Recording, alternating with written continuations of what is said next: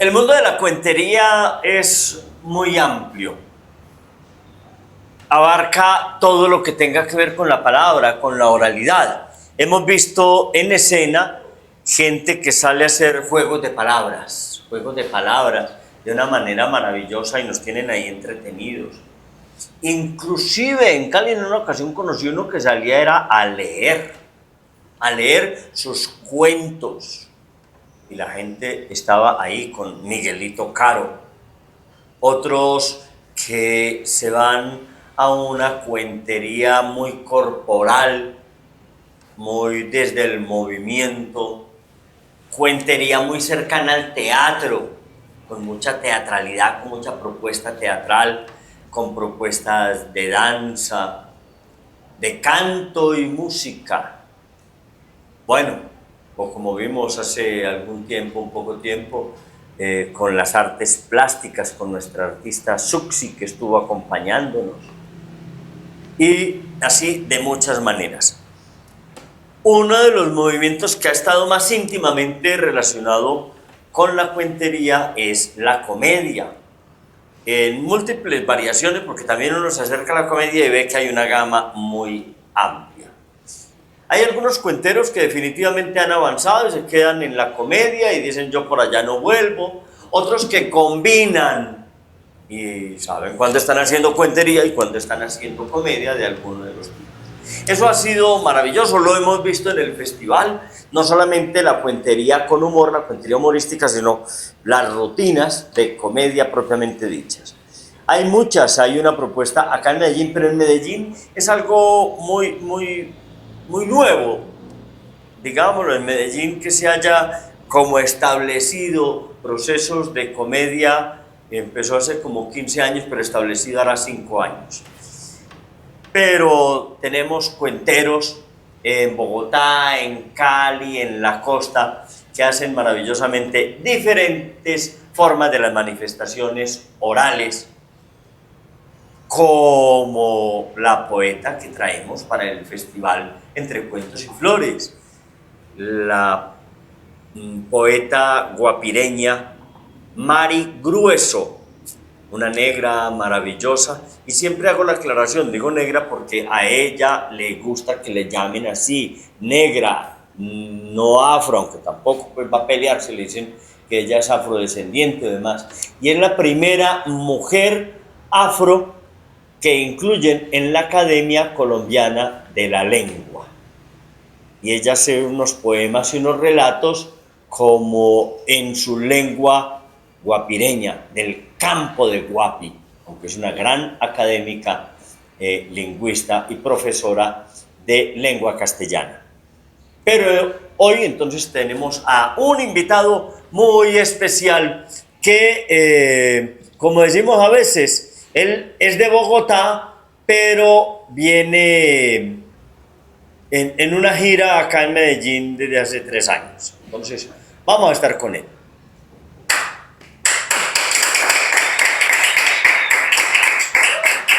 ¿Qué seña me estaba haciendo? La Butaca Editorial es la editorial de los cuenteros de Medellín. Si quieres conocer sus libros, visita en Instagram @labutacaeditorial.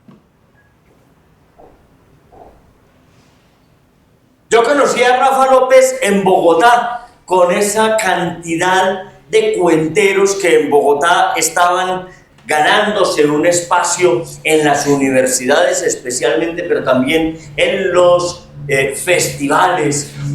Allí en la ciudad de Bogotá podríamos decir que el actual movimiento de narración y de oralidad tiene su cuna en Bogotá, aunque había manifestaciones, digámoslo, más espontáneas o más naturales de narración y de oralidad, pues bueno, desde toda la antigüedad, ¿cierto? Pero dentro de este movimiento moderno, en algunas partes, también en Bogotá, pero en otras partes, había gente que venía haciendo narración de cuentos como propuesta escénica, artística, por allá desde desde los 80, desde 1980. Pero entonces conocimos a unas camadas de jóvenes que se ha ido como decantando. Algunos terminan su universidad y se van dedicando de lleno a sus profesiones. Otros dicen, hasta de la cuentería, yo mejor me voy a ir para la danza, para el teatro, o qué sé yo. Entonces, en esta tarde vamos a recibir a un narrador que viene desde Bogotá. Bueno, nace en Bogotá, pero está radicado en este momento en la ciudad de Medellín. Rafa López. Un fuerte aplauso para Rafa.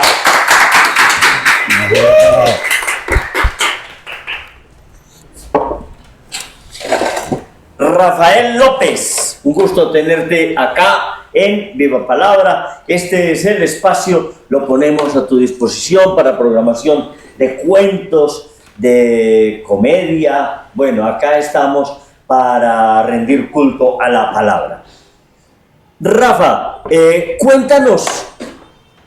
Normalmente algunas personas empezamos la cuentería ya con cierta edad. Bueno, yo empecé por allá como a los 26, 27 años. Otros han empezado a los 40, 50, 60. ¿Cómo fue el proceso tuyo? Pues mira, yo empecé desde el colegio. Cuando estaba en octavo, como a los, ¿qué será? Como a los 13, 14 años yo creo, que nos llevaron cuenteros una vez al colegio y yo escuché a Óscar Corredor contando el cuento de la abeja que se enamora del hipopótamo. Y me encantó, me fascinó esa historia. Yo sentí como un llamado ahí, como de ver esa magia que él estaba logrando con la gente alrededor, como nos distrajo, pues ese recreo se nos fue así. Y la profesora de español le dio disque por hacer un centro literario, lo llamó. Entonces tocaba hacer cualquier cosa, o contar un cuento, contar un chiste, grabar un poema, lo que fuera. Y yo me puse a contar cuentos. Y cada uno tenía que hacerlo una vez, yo lo hice como 3 veces, yo pedí más turno. Y desde ahí yo empecé a contar, ¿sí? Ahí de a poquitos, por un lado, por el otro. Y ya después, como en 11, me pasó que el programador del Espacio de la Javeriana era un amigo mío. Yo lo conocía por otro lado por los Scouts. Yo fui Scout muchos años también. Y entonces él me invitó a que fuera yo a contar un día entre los 2 cuenteros invitados, a que llevara un cuentico de 5 minutos, 10 minutos. Y entonces, bueno, yo estaba programado para eso. Y el sábado, eso era un miércoles, y el sábado anterior estuve en una función de Carolina Rueda, que era con un conversatorio después de la función. Y entonces estaban en la ronda de preguntas y yo levanté la mano y le dije, no, mira, yo tengo por primera vez una función en un espacio universitario este miércoles, entonces para que me des un consejo. Y Carolina lo que hizo fue que señaló el escenario y se salió del escenario. Entonces me tocó a mí pasar de haberle contado a 10 amigos a contarle a 150 personas que acababan de escuchar a Carolina Rueda.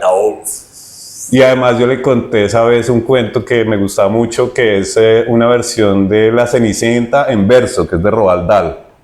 Muy divertida. Cuentos en verso para niños perversos. Cuentos en verso para niños perversos. Y a Carolina le cautivó. ¿Vos eras un niño perverso? Desde chiquito. Desde chiquito. Y todavía.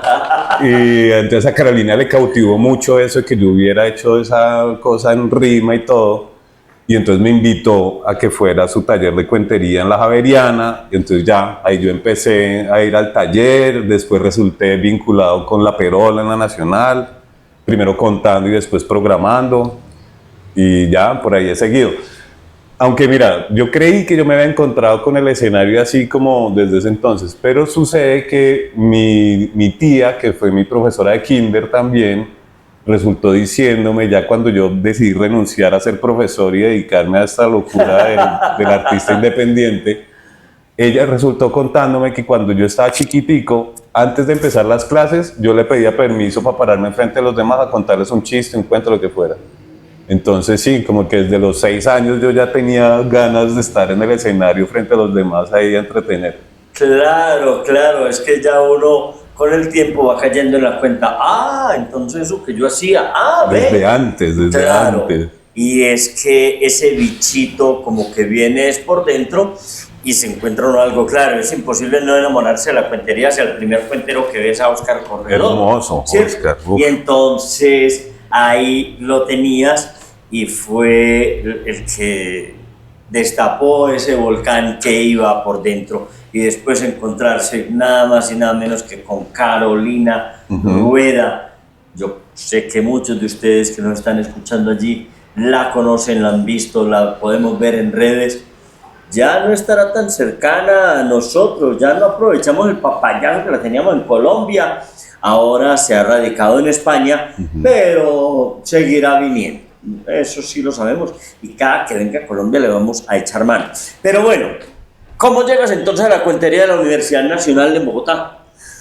Pues es que yo estudiaba en el Colegio de la Nacional. La Nacional tiene un colegio allí para los hijos de profesores, estudiantes y administrativos dentro de la universidad.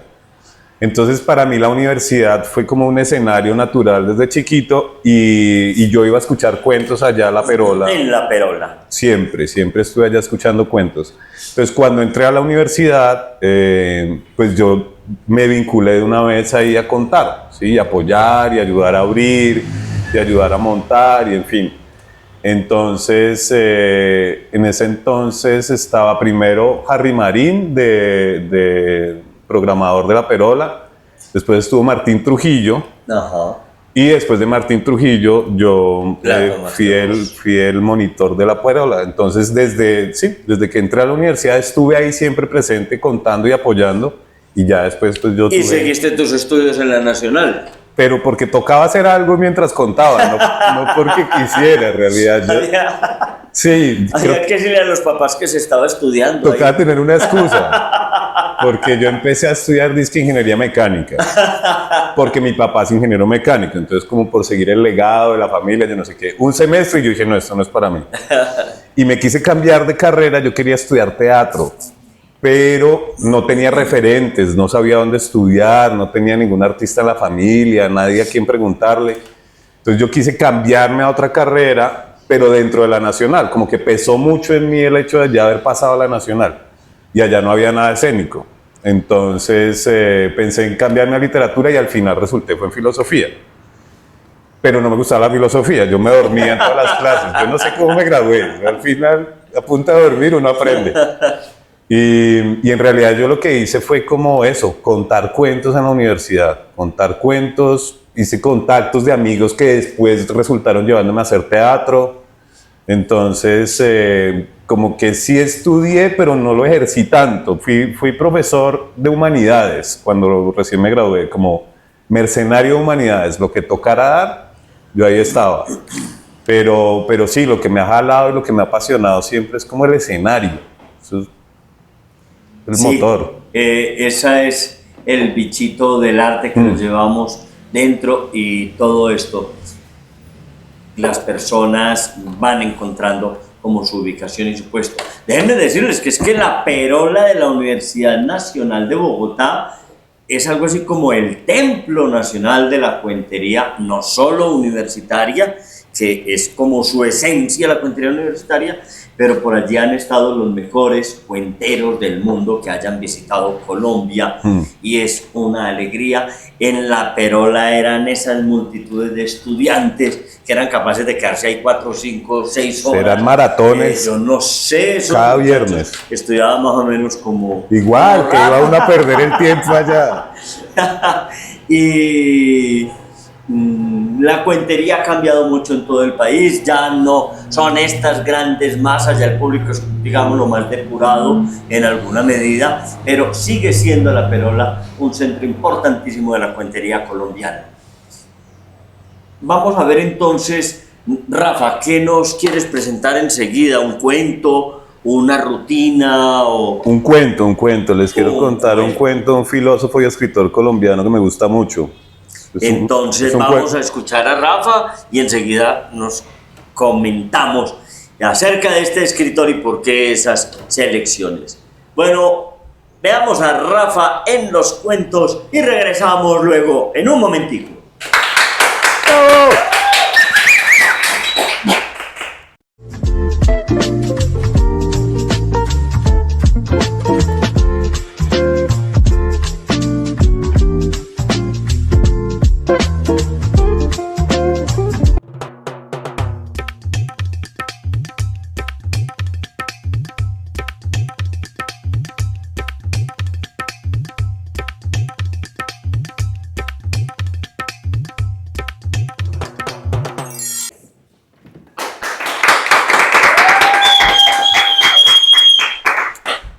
Juanito Fracaso, ese no era su nombre, pero era como lo conocían todas las personas que habían pasado por su vida.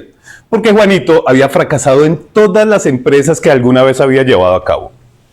Por ejemplo, Juanito fracasó en el deporte a la tiernísima edad de 8 años, cuando una tarde cualquiera se reunieron 23 niños a jugar un partido de fútbol. A pesar de que Juanito era el dueño del balón, ninguno de los dos capitanes lo eligió para que formara parte de su equipo, pero resolvieron las cosas como los niños y decidieron que el primer equipo que hiciera un gol se llevaba a Juanito y seguían jugando. El partido duró 3 horas y 47 minutos, quedó 0-0, y Juanito sintió que esto era un fracaso en los deportes y decidió alejarse definitivamente de ellos para dedicarse a estudiar. Porque así como a todos nosotros, los papás de Juanito se habían encargado de decirle: papito, estudie, que el estudio es el encargado de abrirle las puertas del éxito, papito. El estudio va a hacer de usted una persona importante en la vida. Y Juanito se dedicó a estudiar. Se graduó del colegio sin honores, sin ser ni el mejor ni el peor, y se enfrentó ahora a la decisión difícil de qué estudiar en una carrera universitaria. Después de mucho pensarlo, concluyó que a los que mejor les va cuando tienen éxito es a los artistas. Los artistas adquieren fama, se convierten en un orgullo patrio, tienen dinero, y por eso quiso ser artista. Pero Juanito no sabía cantar, no sabía bailar, no sabía actuar, no servía para las artes plásticas, no sabía tocar ningún instrumento, y como muchas personas inocentes, creyó que después de la primaria ya todo el mundo sabe escribir. Se presentó a la carrera de literatura en la Universidad Nacional, porque pues plata tampoco tenía, pero no pasó. Se presentó otras 3 veces a la carrera y nunca pasó, así que decidió asumir esto como un fracaso en la academia. Pero pensó que uno no necesita un cartón que lo acredite como literato para ser un artista. Para ser un buen escritor lo que se necesita es tener una vida tormentosa, como han tenido los grandes maestros. Pensó en matar a un amigo como hizo Quiroga, pero él no tenía amigos.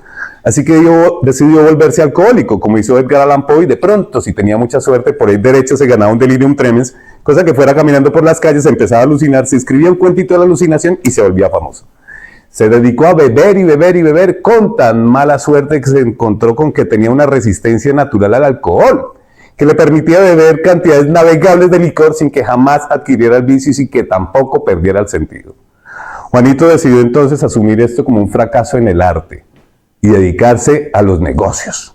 Porque en un mundo capitalista como el nuestro, una persona que tiene dinero es una persona de éxito. Tiene poder, tiene respeto, tiene comodidades.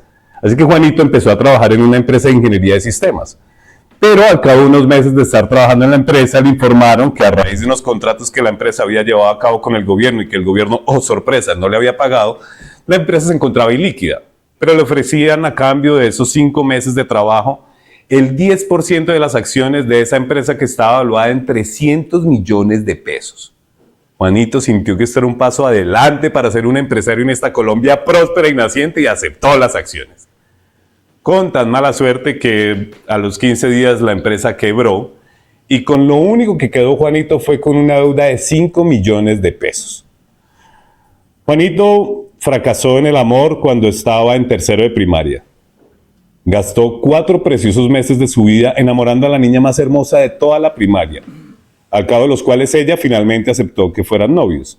Pero esa tarde en su casa, Juanito se enfrentó al miedo que tenemos todos los hombres de que ella tal vez le pudiera poner los cachos, así que al otro día fue y le terminó. Él después se cambió de colegio, la vida los distanció, pero 5 años después, Juanito fue consciente de su error y deseó volvérsela a encontrar. Lo deseó con tanta intensidad que la vida le sonrió y se la encontró en un evento de equitación. Ella llevaba sus botas de montar, unos briches ajustadísimos, color crema, una camisa blanca, una casaca roja y una fusta en la mano que le daba un aire medio salvaje. Para colmo de la buena fortuna de Juanito, ese día en el picadero había una papayera amenizando la tarde. Así que Juanito, como muchos de los caballeros, utilizó el baile como una excusa para poder entablar una conversación. Pero Juanito jamás había bailado la música de las papayeras y la mayoría de sus neuronas estaban concentradas en el asunto psicomotriz difícil, derecha, izquierda, lleva el ritmo, no la pises, y solo unas poquitas neuronitas restantes estaban buscando esa frase mágica y encantadora. Quería que ella se diera cuenta de que él era el hombre de su vida y que a pesar de haber perdido 5 años, todavía tenían todo el futuro por delante. Mientras bailaban, Juanito escuchó como más que decirlas, se le cayeron de la boca unas palabras que sonaron como ¿y tú qué haces acá? Ella se miró la ropa, le sonrió a Juanito y no le dijo nada. Yo suelo aprovechar esta parte de la historia para confesar que pues, la parte del amor es autobiográfica, porque yo hice las dos cosas con la misma niña, pero pues el tiempo pasa, ¿no? Y uno aprende a perdonarse y mucho huevo, ¿no? Pero bueno, si uno fracasa en el deporte, en la academia, en el arte, en los negocios, en el amor, le quedan los amigos. Si uno es una persona que tiene amigos, es una persona de éxito en la vida. Pero Juanito en la vida había tenido solo dos amigos, Pepe y Lucho, que eran dos amigos imaginarios, que para colmo solamente jugaban entre ellos y no jugaban con Juanito. Fue un conocido, porque no podemos decir que haya sido un amigo, el encargado de tirar por el piso lo único que Juanito había considerado un éxito en su vida. Juanito escribió un artículo titulado «Cómo fracasar», como llevaba toda la vida haciéndolo, él era una autoridad empírica en el asunto, y un conocido que había estudiado filosofía le dijo que era algo paradójico el hecho de que el artículo hubiera tenido éxito, porque eso más bien debía ser considerado un fracaso. Si el artículo hubiera fracasado, eso sí habría sido un éxito. Juanito se vanó durante meses el cerebro intentando resolver la paradoja y por supuesto fracasó en el intento. Por eso Juanito decidió suicidarse otra vez. Y digo otra vez porque ya lo había intentado 2 veces y había fracasado en el intento. La primera vez se cortó las venas tímidamente como cualquier suicida primerizo. Por favor, suicidas en potencia, las venas se cortan longitudinalmente, no transversalmente. Juanito se cortó las venas de modo transversal, salió sangre, sangre, sangre, manchó lavamanos, el inodoro, las paredes, el espejo, el piso, lavamanos, inodoro, paredes, espejo, piso. Había tanta sangre en el piso que finalmente se resbaló, se dio un golpe en la cabeza, quedó inconsciente. La mamá de Juanito afuera del baño golpeaba la puerta insistentemente creyendo que su hijo había vuelto a caer en el vicio de la pubertad, hasta que finalmente su padre consiguió forzar la puerta, encontraron a su hijo desangrándose, se lo llevaron corriendo para el hospital donde le pegaron las venas con yo no sé qué cosa, porque yo estudié filosofía y no medicina, pero para efectos del cuento digamos que fue super bonder. Y un tiempo después estaba Juanito trapeando su propia sangre del piso del baño porque lo había dejado hecho un asco.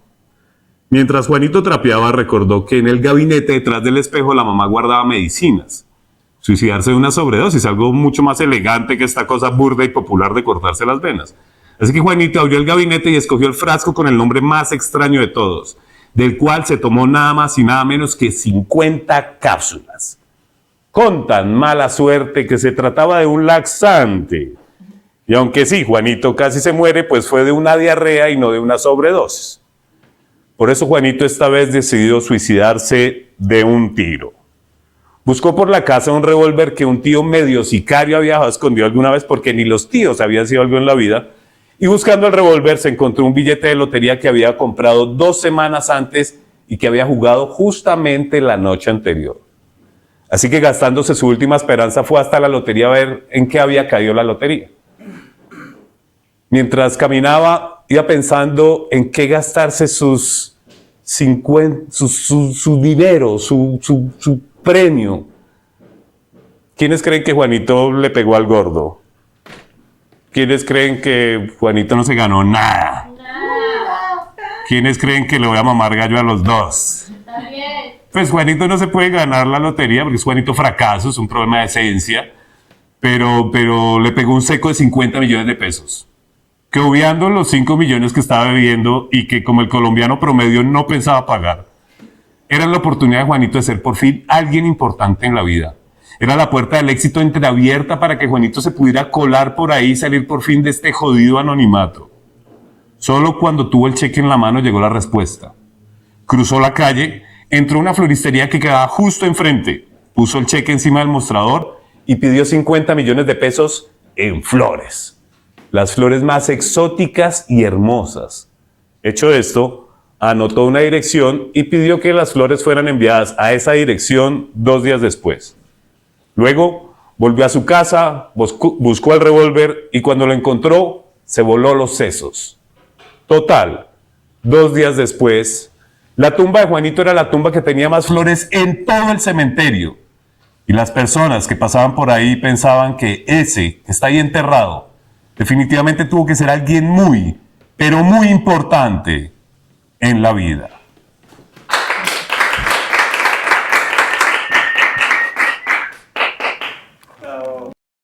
En Dulce Artesana Café y Repostería Artesanal convertimos el amor en dulzura y nuestros ingredientes en porciones de felicidad. Te invitamos a conocer nuestras delicias en la carrera 43, número 5832.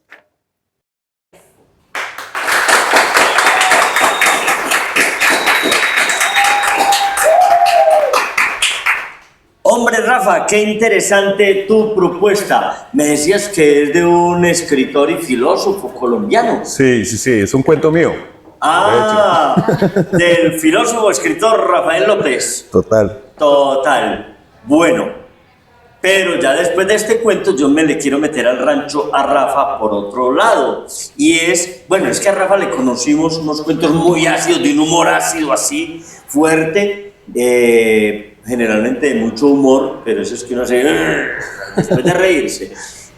Pero también has incursionado mucho en la comedia. Sí. Háblanos de esa combinación de comedia y de cuento, ¿cómo vas a la comedia?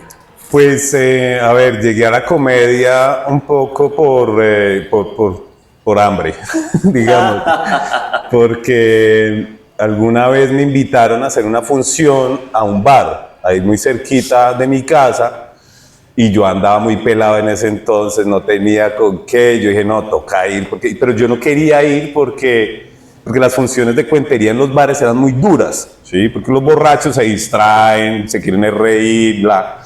Y pues yo contaba cuentos que tenían pinceladas de humor, pero no eran así como cuento comedia, digamos. Y entonces esta vez yo dije, no, esto me queda tan cerquita de la casa que me toca, no puedo negarlo, no puedo rechazarlo. Entonces, bueno, vamos. Pero tenía mucha pereza de ir, yo me acuerdo, mucha pereza. Y llegué allá y pregunté, bueno, ¿aquí cómo es? Y me dijeron, no, aquí toca hacer reír. Toca hacer reír. Y entonces, pues yo dije, bueno, vamos a darle. De todas formas, ya había pasado que varios amigos cuenteros se estaban involucrando con la comedia y me estaban coqueteando y me decían, dale, Rafa, prueba, yo no sé qué. Y yo, no, eso de la comedia, bah, le falta propuesta estética, le falta mucho contenido, eso no me interesa. Y entonces yo llegué allá y lo que hice fue, como siempre los cuenteros tenemos como conversaciones para introducir los cuentos, que suelen ser muy divertidas, que todavía no tienen estructura de cuentos, sino como enganche con el público.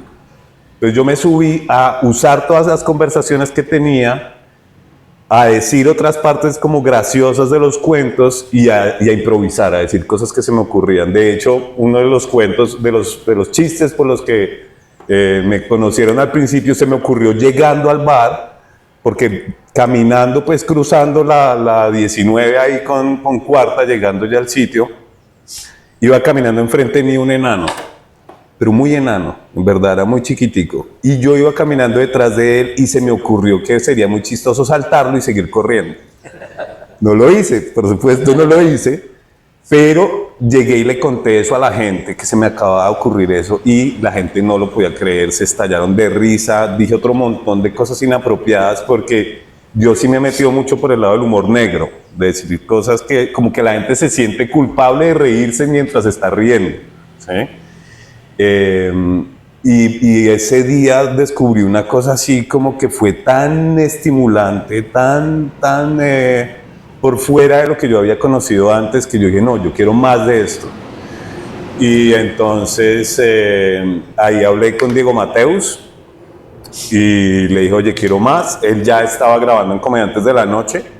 Entonces a los 15 días me invitaron a hacer como un casting ahí en ese mismo bar, que la primera función fue como para 4 borrachos, que nos divertimos mucho y se rieron mucho. Ya a los 15 días ese bar estaba repleto de gente y estuvo buenísima. Y 15 días después, como un mes después de mi primera función de comedia, ya me estaban invitando a grabar en Comediantes de la Noche. Entonces ya enfrentarme a cámaras y a un público que estaba viendo comediantes profesionales.